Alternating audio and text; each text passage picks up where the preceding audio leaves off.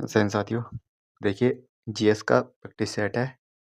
Practice set 36, 37, 38 है, ठीक है। 35 तक हो गए हैं। 3 प्रैक्टिस सेट इसमें देखेंगे हम। पहला क्वेश्चन है कि निम्नलिखित में से किन्हें भारत रत्न नहीं मिला है। नहीं मिला है ये बताना है। खान अब्दुल गफ्फार खान को तो 1987 में मिला था और ये एकमात्र ऐसे व्यक्ति हैं विदेशी जिनको भारत रत्न मिला है, ठीक है। तो 1985 में भारत आए थे ये। मदर टेरेसा को कब मिला था? मदर टेरेसा को मिला था 1980 में। 1980 में। और इससे 1 साल पहले 1979 में इनको शांति का नोबेल पुरस्कार मिला है।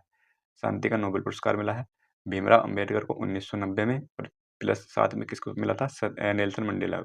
नेल्सन मंडेला और भीमराव अंबेडकर को एक साथ मिला था। बलदेव सिंह को नहीं मिला है। बलदेव सिंह प्रथम रक्षा मंत्री थे, ठीक है। प्रथम रक्षा मंत्री थे ये बलदेव सिंह। इसके अलावा 1954 भारत रत्न की शुरुआत हुई थी। 1954 में, ये याद रखेंगे। 1954। एक बात और याद रखेंगे, सबसे कम उम्र के व्यक्ति जिनको भारत रत्न मिला है सचिन तेंदुलकर है, ठीक है। सचिन तेंदुलकर है। ये भी पूछा जा सकता है कि सचिन तेंदुलकर को कब मिला है? 2014 में मिला है सचिन तेंदुलकर को। अगला क्वेश्चन है कि असम का अम्बुबाची त्योहार प्रतिवर्ष किस महीने में मनाया जाता है? किस महीने में? जून के महीने में मनाया जाता है। असम के कुछ और त्योहार है। एक अम्बुबाची हो गया, इसके अलावा असम की बिहू हो गया और माजुली हो गया, ठीक है। इसके अलावा एक याद रखेंगे वैशाखू, ठीक है। वैशाखू याद रखेंगे और एक रखेंगे करम पूजा, ठीक है। करम पूजा ये भी कहाँ से संबंधित है? असम से संबंधित है। ये विश्व खाद्य कार्यक्रम WEP संयुक्त राष्ट्र की खाद्य शाखा है। इसका मुख्यालय कहाँ पर हो जाएगा? रोम में हो जाएगा। इंपॉर्टेंट है भैया, रोम में हो जाएगा। विश्व खाद्य कार्यक्रम WEP को 2020 में ये नोबेल पुरस्कार मिला था। किस चीज़ का मिला था? शांति का, ठीक है। शांति का नोबेल पुरस्कार मिला था। अगला क्वेश्चन है कि निम्न में से भारत में सबसे पहले कौन सा बैंक खोला गया? सबसे पहले कौन सा बैंक खोला गया था? अभी सबसे पहले बैंक खोला गया था bank of Hindustan. Bank of Hindustan 1770 में खोला गया था, ठीक है। 1770 में बैंक ऑफ हिंदुस्तान खोला गया था। 1 जुलाई 1955, ये याद रखेंगे। 1 जुलाई 1955। इसमें जो है इंपीरियल बैंक ऑफ इंडिया, ठीक है। पहले इसका नाम हुआ करता था किसका? स्टेट बैंक ऑफ इंडिया का, ठीक है। इसका राष्ट्रीयकरण किया गया 1 जुलाई 1955 को। इसके अलावा 1894, ये याद रखेंगे, 1894 में पीएनबी की स्थापना की गई थी। पीएनबी की, लेकिन ये पीएनबी जो है पूर्ण रूप से भारतीयों द्वारा प्रबंधित नहीं था, ठीक है। लेकिन भारतीयों द्वारा प्रबंधित पूर्ण रूप से वो कौन सा बैंक है? अवध बैंक हो जाएगा, ठीक है। अवध बैंक कब शुरू किया गया था? 1881 में। 1881 में। अगला क्वेश्चन देखते हैं। अगला क्वेश्चन ये है कि आउटपुट मेथड के अनुसार जीडीपी की गणना किस प्रकार की जाती है? किस प्रकार की जाती है? तो इसका आंसर हो जाएगा भाई, स्थिर कीमतों पर जीडीपी माइनस कर plus subsidy. Option number A ठीक हो जाएगा इसका। Option A. एलईडी का पूर्ण रूप क्या है? लाइट एमिटिंग डायोड, ठीक है। ऑप्शन नंबर ए ठीक होगा इसका, डायोड। याद रखेंगे इसका। और एक चीज और है इसमें, जो एलईडी है, ठीक है। एलईडी का जो प्रकाश का उत्पादन घटक है ना, वो क्या है? तो गैलियम आर्सेनाइड है। गैलियम आर्सेनाइड, इसको याद रखेंगे, पूछा जाता है। आर्सेनाइड में उसमें एक गर्म पदार्थ से ठंडे पदार्थ में ऊर्जा स्थानांतरण का एक प्रकार है, ठीक है। तो कौन सा हो जाएगा? उष्मागतिकी हो जाएगा। ऑप्शन नंबर सी ठीक हो जाएगा इसका। उष्मागतिकी जो है ये उष्मागतिकी में उष्मा एक गर्म पदार्थ से ठंडे पदार्थ में ऊर्जा स्थानांतरण का एक प्रकार है, ठीक। इसमें जो है एक गर्म पदार्थ से ठंडे पदार्थ में ऊर्जा स्थानांतरित होती है उष्मागतिकी में। कुल मिलाकर ये बात की गई है। अगला क्वेश्चन देखते हैं कि आक्षेपित पारे का सबसे आम अयस्क कौन सा है जो ज्वालामुखी गतिविधियां और उष्ण स्रोत संबंधित दानेदार परतों या सिराओं में होता है? तो इसका हो जाएगा सिनेबार, ठीक है। ऑप्शन नंबर बी ठीक हो जाएगा। सिनेबार इसका आंसर हो जाएगा। सिनेबार। और सिनेबार इसका रासायनिक नाम है HGS, ठीक है। HGS इसका रासायनिक नाम है। और ये किसका अयस्क होता है? पारे का, मरकरी का, ठीक है। पारे का अयस्क होता है सिनेबार। अगला क्वेश्चन पूछा जाता है ये। अगला क्वेश्चन कि एक प्राकृतिक रूप से पाया जाने वाला कार्बनिक यौगिक है जिसका सूत्र C2H32CO है, ठीक है।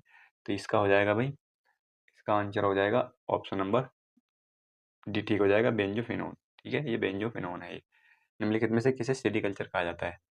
तो भाई सेरीकल्चर किसको कहा जाता है? तो सेरीकल्चर कहा जाता है रेशम के कीटों का वाणिज्यिक पालन, यानी कि रेशम के पालन को सेरीकल्चर कहा जाता है। अंगूर की खेती को क्या कहा जाता है? विटीकल्चर, ठीक है। विटीकल्चर ये इंपॉर्टेंट है, पूछे जाते हैं, रीजनिंग में पूछे जाते हैं ये। मत्स्य पालन को क्या कहा जाता है? इक्थियोलॉजी, ठीक है। इक्थियोलॉजी कहा जाता है इसको, इक्थियोलॉजी। इसके अलावा फलों को उगाना क्या है? यानी कि हॉर्टिकल्चर, ठीक है।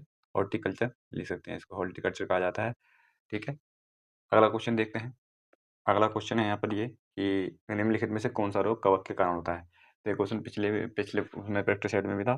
तो कौन सा होता है? तो कवक के कारण होता है। ऑप्शन नंबर बी ठीक हो जाएगा, दाद खाज, ठीक है, गंजापन, ये होता है, ठीक है। तपेदिक तपेदिक हैजा और टाइफाइड, प्लेग, कुष्ठ रोग, ये जीवाणु जनित रोग है, ठीक है। ये जीवाणु जनित हो जाएंगे। कोविड-19 विषाणु जनित रोग है।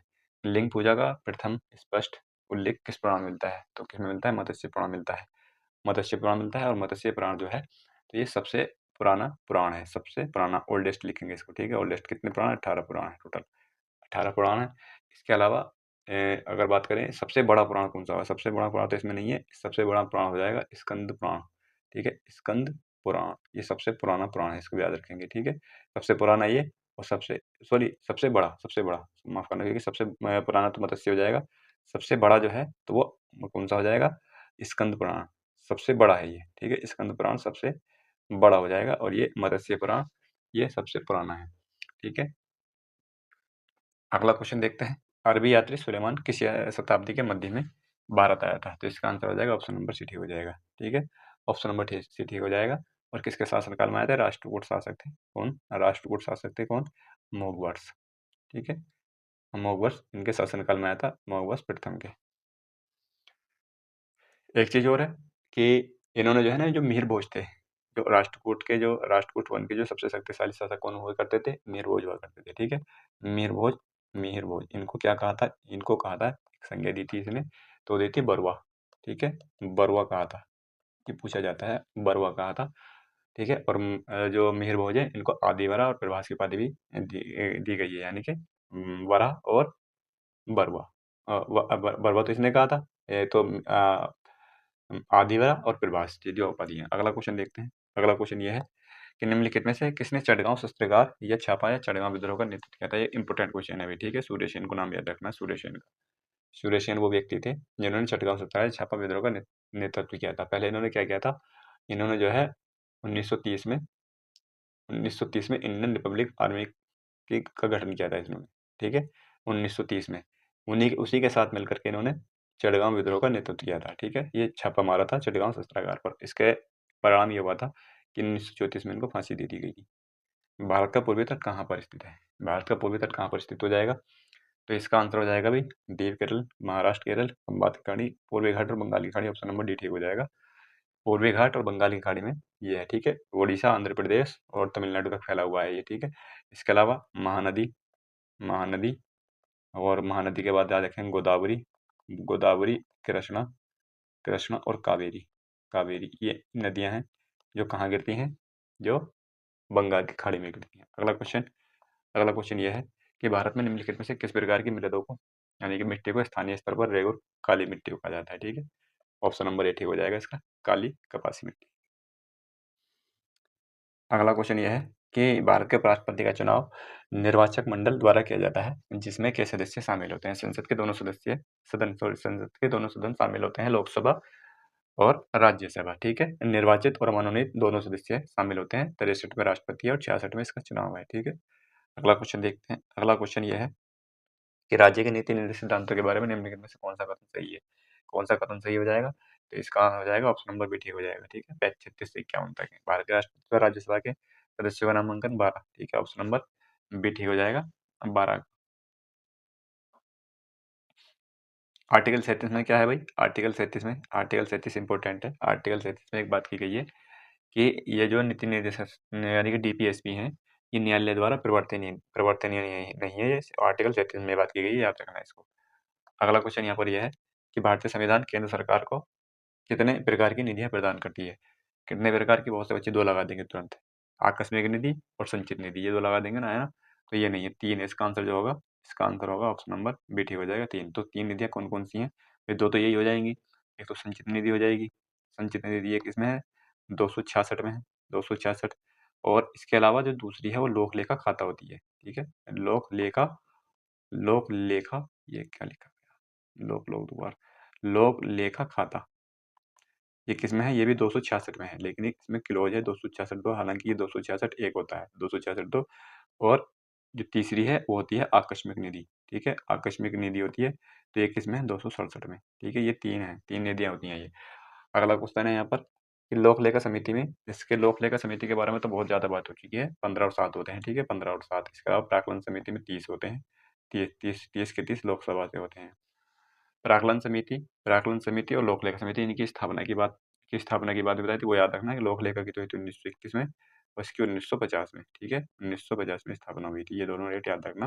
भारतीय संविधान के निम्नलिखित में से किस संवैधानिक संशोधन अधिनियम ने एक ही व्यक्ति को 2 से अधिक राज्यों के, ये हो जाएगा 7वां, ठीक है? 7वां हो जाएगा, 1956 में हुआ था, ठीक है? 7वां संविधान संशोधन 1956 में हुआ था। साथ ही इसमें 14 राज्य और 6 यूटी बनाए गए थे।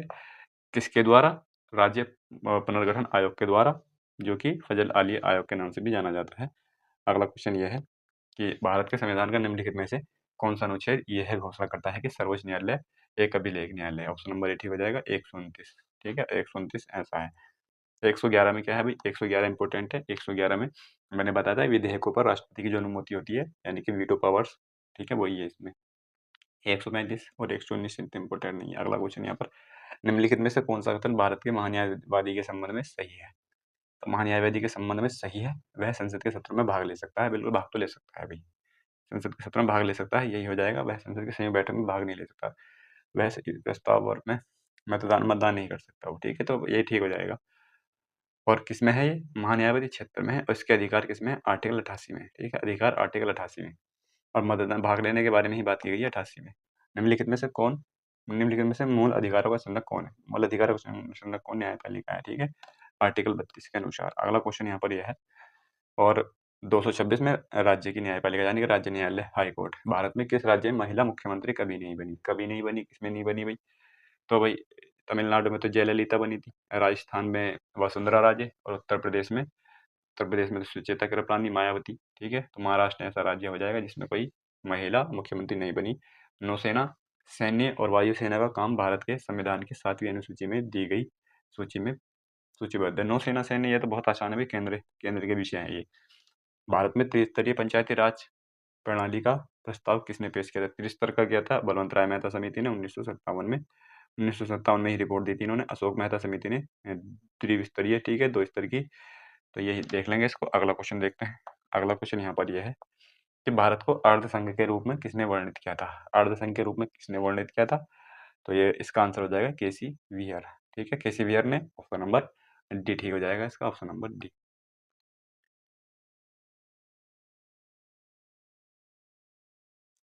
भारतीय संविधान का कौन सा अनुच्छेद भारत के राष्ट्रपति के चुनाव से संबंधित है? चुनाव से संबंधित कौन सा होगा? अनुच्छेद 54 हो जाएगा भाई। अनुच्छेद 54 चुनाव से संबंधित है। और इसके अलावा 55 में चुनाव की रीति दी गई है। 55 यानी कि चुनाव की रीति, किस तरह से चुनाव कराया जाएगा। 56 में कार्यकाल हो जाएगा भाई, 56 में कार्यकाल। 57 में क्या है? 57 में यानी कि पुनर्नियुक्ति हो जाएगी, पुनः निर्वाचन होता है इसमें,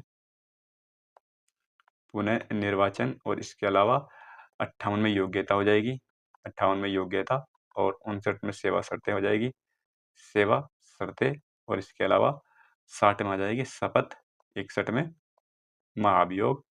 अगला क्वेश्चन देखते हैं इसमें। अगला क्वेश्चन ये है, बाकी 74, 78, 103 के बारे में तो काफ़ी बात हो गई है। भारत में नागरिकता अधिनियम किस वर्ष पारित किया गया था? किस वर्ष? 1955 में। और याद रखना कि 6 बार इसमें संशोधन हो चुका है। कब कब हो चुका है ये याद रखना। 2000 से पहले तो भाई 2 बार हो गया है, 2 बार, यानी कि 1986 में। इस तरह से याद रखने होते हैं, 1986 में और 1992 में, ठीक है?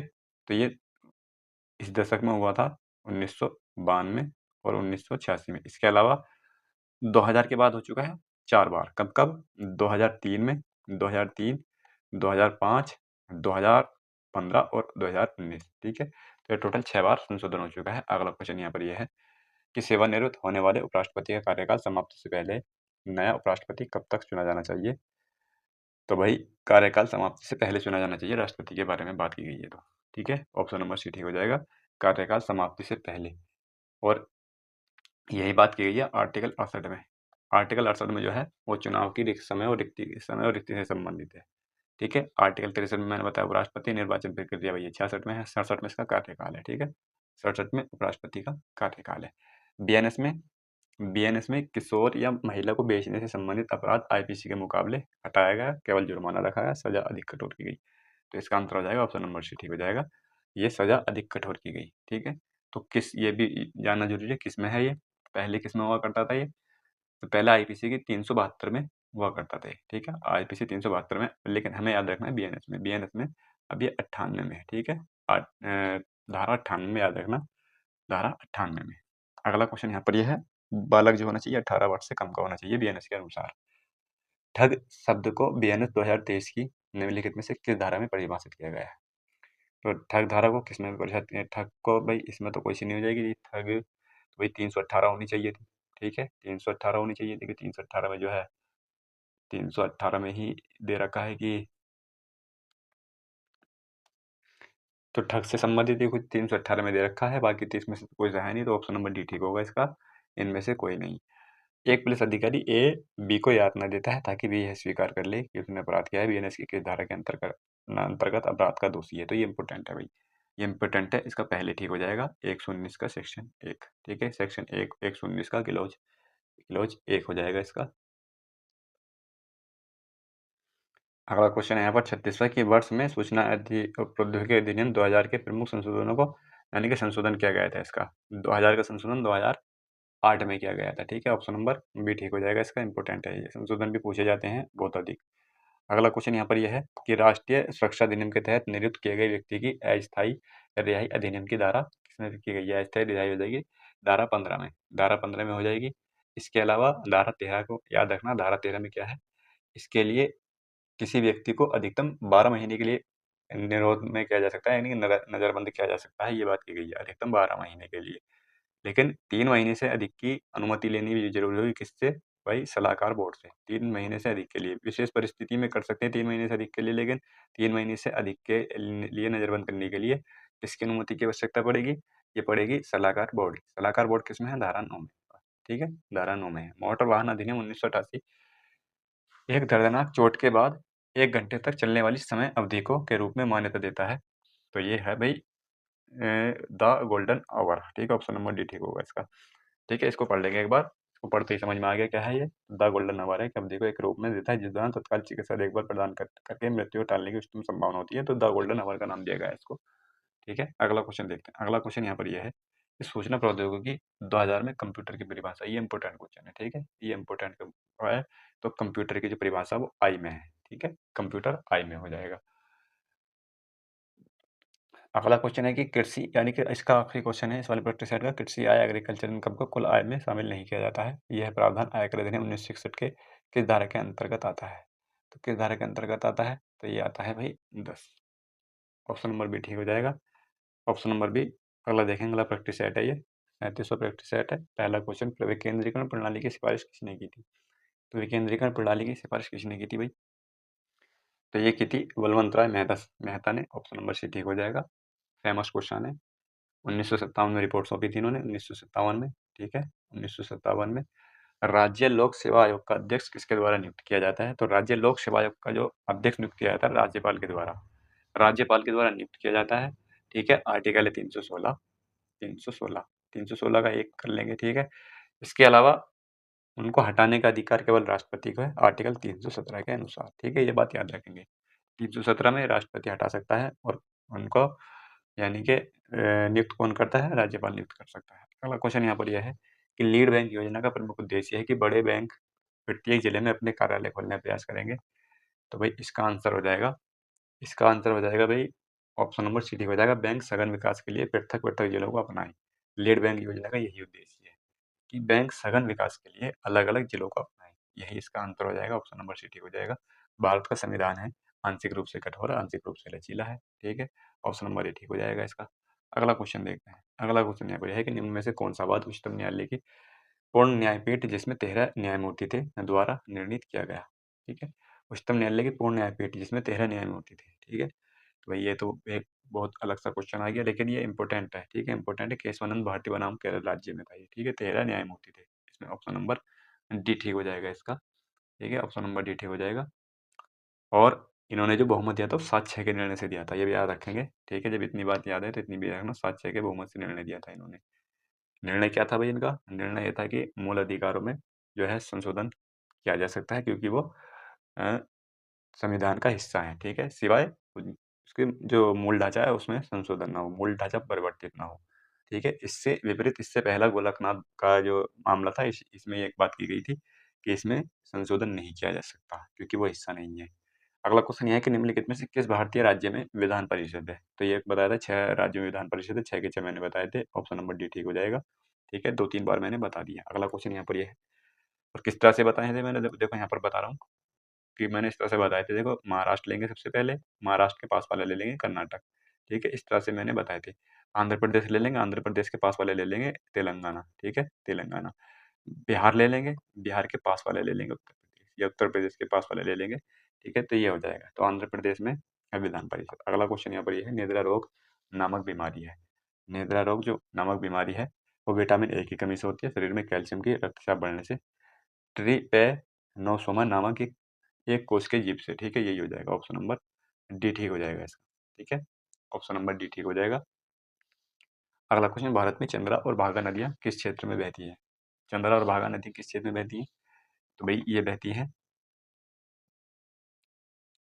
हिमाचल प्रदेश में, ठीक है, हिमाचल प्रदेश मतलब लाहौल स्पीति, लाहौल स्पीति में बहती है, जो कि हिमाचल प्रदेश में है, ठीक है। तो अगला क्वेश्चन देखते हैं। अगला क्वेश्चन ये है कि शक्तियों का विभाजन इनमें से किसमें उल्लिखित योजना पर आधारित है? तो शक्तियों का विभाजन 1935, ऑप्शन नंबर सी ठीक हो जाएगा इसका, 1935। हालांकि इसके बारे में तो बहुत कुछ बताना था, लेकिन समय नहीं है बताने के लिए।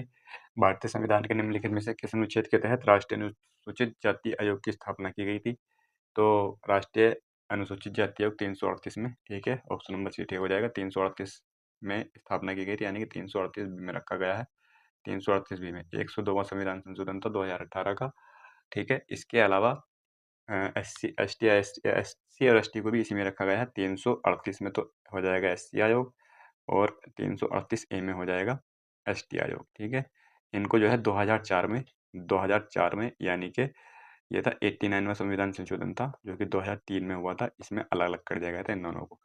अगला क्वेश्चन यहाँ पर यह है कि मोटर यान अधिनियम 1988 के तहत स्टेज कैरिज शब्द का अर्थ है एक ऐसा मोटर वाहन जिसे चालक को छोड़कर को किराए पर वाहन के लिए निर्मित या अनुकूलित किया गया हो, ठीक है।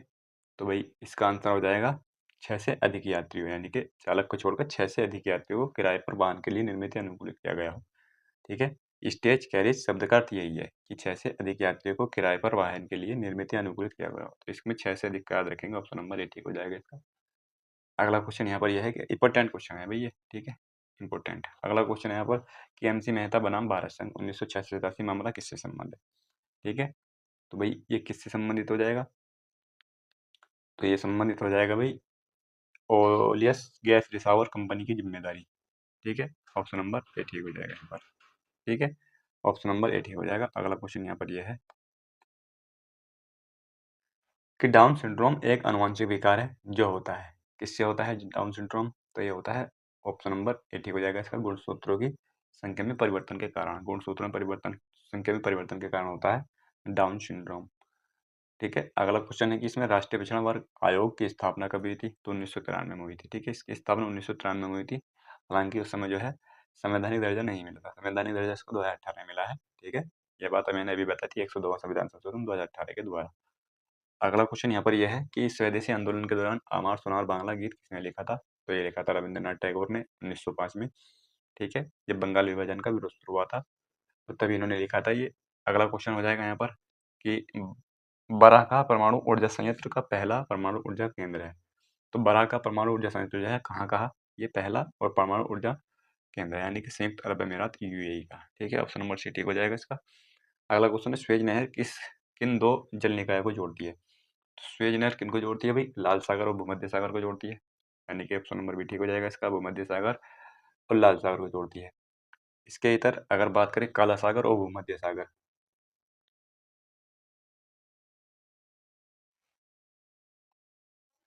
तो इसको तो भाई तुर्की जल डमरू मध्य जोड़ता है इसको, ठीक है, तुर्की जल डमरू मध्य जोड़ता है। लेकिन इंपॉर्टेंट इसमें क्या होना चाहिए, एक तो पनामा नहर के बारे में, पनामा नहर के बारे में पूछा जाता है, ठीक है। पनामा नहर किसको जोड़ती है? तो पनामा जोड़ती है प्रशांत महासागर को अटलांटिक महासागर को, ठीक है, प्रशांत और प्लस अटलांटिक, अटलांटिक महासागर को जोड़ती है, इसको याद रखना, ठीक है, इसके बारे में पूछा जाता है, ठीक है। इसके बारे में एक और आती है कील नहर, एक कील नहर होती है, ये किसको जोड़ती है कील नहर? इसको ये जोड़ती है उत्तरी सागर को, कील नहर उत्तरी सागर को, और प्लस में बाल्टिक सागर को, ठीक है, बाल्टिक और उत्तरी सागर को, ठीक है। कैसे याद रखेंगे? कील है, ठीक है, बाल्टिक बाल्टिक बाल्टी बाल्टी, इस तरह से याद रखेंगे इसको, उत्तरी सागर को जोड़ती है बाल्टिक से, बाल्टी से जोड़ती है, इस तरह से याद रख लेंगे इसको। अगला क्वेश्चन यहाँ पर यह है बीएनएस का कौन सा खंड ट्रांसजेंडर व्यक्तियों को शामिल करने के लिए लिंग शब्द को परिभाषित करता है। ठीक है, तो इम्पोर्टेंट हो जाएगा ये भी, ऑप्शन नंबर बी ठीक हो जाएगा। नंबर बी ठीक हो जाएगा। धारा 2 की धारा 2 में जो है परिभाषा दी गई है, 2.10 में जो है तो ये लिंग की परिभाषा दी गई है इसमें। इम्पोर्टेंट क्या है, एक तो रखेंगे याद, 2 की 3 याद रखेंगे। ठीक है, 2 का क्लोज 3 याद रखेंगे और एक याद रखेंगे 2 की क्लोज 28। ठीक है, ये तो 2 बहुत ही इंपॉर्टेंट है। ठीक है, ज़्यादा इंपॉर्टेंट है, इनको याद रखेंगे। 2 की 3 में क्या है भाई, 2 की 3 में है बालक। ठीक है, 2 की 3 में है बालक और 2 28 में है लोक सेवक। ठीक है, लोक सेवक, लेकिन जितना अधिक से अधिक याद रख सके अच्छा है, लेकिन इनको तो जरूर याद रखना है। भारतीय दंड संहिता 1860 की धारा 44 और भारतीय न्याय संहिता 2023 की धारा 214 के अंतर्गत क्षति, 214 में क्षति है, तो क्षति का क्या अर्थ हो जाएगा, तो इसका अर्थ हो जाएगा भाई, इसका अर्थ हो जाएगा शरीर, मन, प्रतिष्ठा या संपत्ति में किसी व्यक्ति को अवैध रूप से कारित किया गया कोई भी अपहानि। ठीक है, तो ऑप्शन नंबर सी ठीक होगा इसका। ठीक है, ऑप्शन नंबर सी ठीक होगा। अगला क्वेश्चन देखते हैं कि आयकर अधिनियम 1961 में कुल कितने अध्याय हैं। 1961 में कुल कितने अध्याय हैं, तो ये हो जाएंगे 23 अध्याय। ठीक है, ऑप्शन नंबर भी ठीक हो जाएगा, 23 अध्याय हैं। 1 अप्रैल 1962 से पारित हुआ था ये। ठीक है, सॉरी लागू हुआ था, ये इतने में लागू हुआ था। ठीक है, पारित तो ये हुआ था 13 सितंबर को। ठीक है, 13 सितंबर 1961 को ये पारित हुआ था और 1 अप्रैल 1962 से लागू हुआ था। सॉरी, ठीक है, लागू हुआ था। अगला क्वेश्चन यह है कि किस संवैधानिक संशोधन ने मतदान की आयु 21 वर्ष से 61वां संविधान संशोधन था वो भाई 1988 में। ठीक है, 73 के बारे में भी, 31 के बारे में भी बताया, 44 के बारे में तो बहुत कुछ है। अगला क्वेश्चन यहाँ पर यह है, जिस तापमान पर वायु में जल वाष्प संघनित होना शुरू कर देगा उसे कहा जाता है, तो उसको क्या कहा जाता है, ओशांक कहा जाता है उसको। ठीक है, ऑप्शन नंबर सी ठीक हो जाएगा, ओशांक कहा जाता है। इसके अलावा गलनांक क्या होता है भाई, गलनांक वो होता है जिसमें जो ठोस होता है वो द्रव में बदलना शुरू हो जाता है, वो गलनांक होता है। ठीक है, क्वथनांक क्या होता है, क्वथनांक तो बॉइलिंग पॉइंट होता है, ये पता होना चाहिए, बॉइलिंग पॉइंट होता है क्वथनांक। मोटर वाहन अधिनियम 2019 के तहत नए यातायात नियमों के अनुसार बिना परमिट के वाहन चलाने पर जुर्माना, बिना परमिट के वाहन चलाने पर जुर्माना कितना है अभी, 10,000 रुपये का है अब नए संशोधन के तहत, 10,000 रुपये का। ठीक है, पहले कितना था, ये 2,000 हुआ करता था, अब 10,000 कर दिया है। बिना ड्राइविंग लाइसेंस के 5,000 का है। ठीक है, 5,000 का। अगला क्वेश्चन यहाँ पर यह है कि उत्तर प्रदेश में आतंकवाद विरोधी दस्ते टेरर स्क्वाड यानी कि एटीएस का गठन कब हुआ था, तो एटीएस का गठन हुआ था भाई 2007 में। ठीक है, ऑप्शन नंबर सी ठीक हो जाएगा, 2007 में हुआ था। ठीक है, अगला क्वेश्चन यहाँ पर यह है कि नागरिक अधिकार संरक्षण अधिनियम 1976 किससे संबंधित है, तो भाई ये मैंने क्वेश्चन बताया, अस्पृश्यता से संबंधित है ये। ठीक है, क्या हुआ था पहले, ये अस्पृश्यता अपराध अधिनियम 1955 था। ठीक है, 1955 का अधिनियम था ये, अस्पृश्यता अपराध अधिनियम। ठीक है, ये 1976 में क्या हुआ था, इसको चेंज कर दिया गया था, यानी इसमें संशोधन किया गया और चेंज करके इसका नाम ये रख दिया गया था, नागरिक अधिकार संरक्षण अधिनियम 1976। इतना याद रखना, न्याय, सामाजिक, आर्थिक और राजनीतिक शब्दों का प्रयोग संविधान में हुआ है, उद्देशिका में हुआ है। ठीक है, ये उद्देशिका में हुआ है ये। अगला क्वेश्चन यहाँ पर ये है,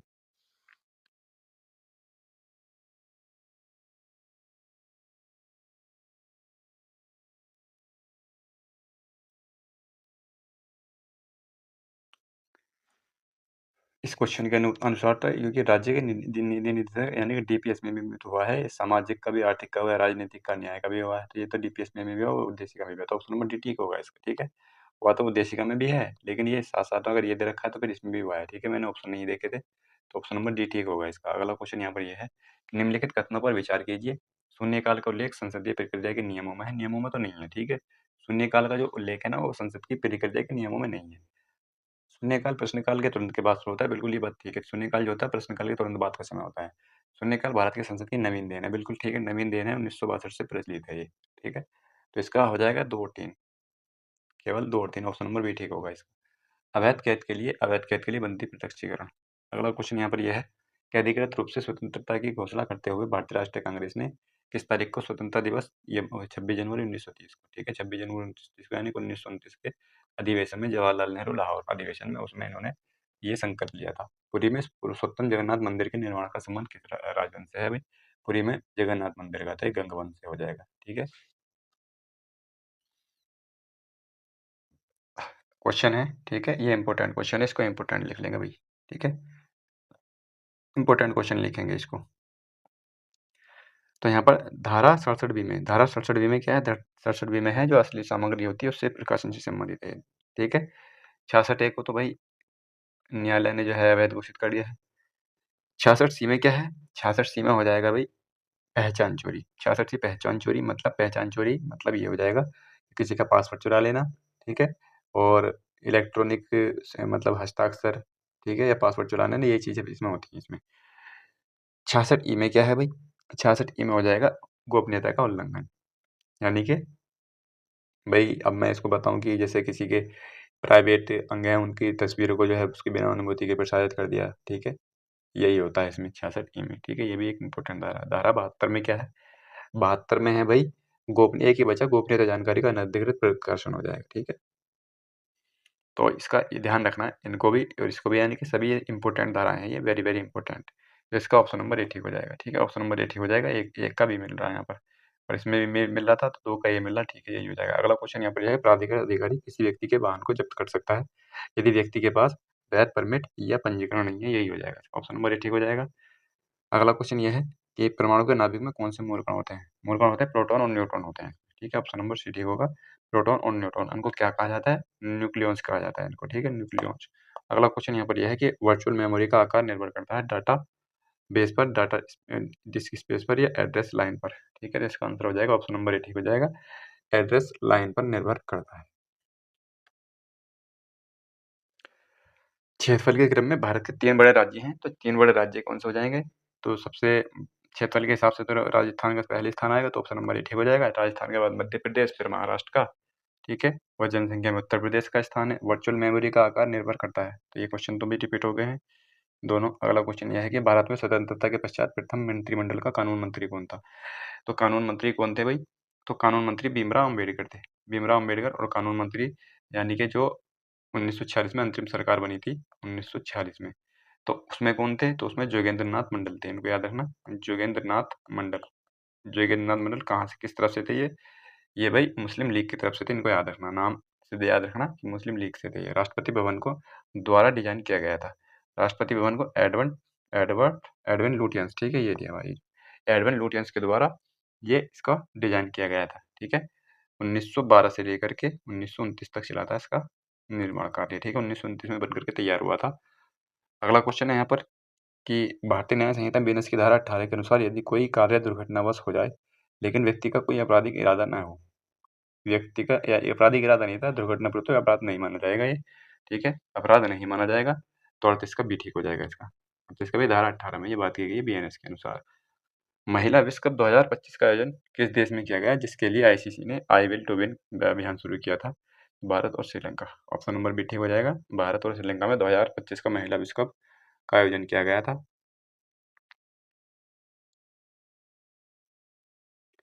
अगला क्वेश्चन है, भारतीय न्याय संहिता बीएनएस में यदि अपराध कारावास और जुर्माने से दंडनीय है तो कारावास की अवधि मूल कारावास की 1/4, ठीक है? 1/4 होती है, ऑप्शन नंबर सी ठीक हो जाएगा इसका। अब देखते हैं अगला, यहाँ पर ये 37वां है, ठीक है? सॉरी 38वां, 38वां प्रैक्टिस सेट है, ठीक है? इस वाले प्रैक्टिस सेट को हम नहीं करेंगे, क्यों नहीं करेंगे? अगर इसके क्वेश्चन आप देखोगे ना 38वें के, तो 38वें के और जो प्रैक्टिस सेट नंबर 1 है उसके क्वेश्चन सेम एक जैसे ही है, ठीक है? यानी कि 1 से लेकर 40 तक बिल्कुल सेम प्रैक्टिस सेट है जो 38वां प्रैक्टिस सेट है। अगर किसी ने नहीं देखा है तो उसको देख ले में एक बार जा करके, जो पहला प्रैक्टिस सेट है वो है, बाकी बाकी के भाई 2 रह गए हैं, वो हो ही जाएंगे।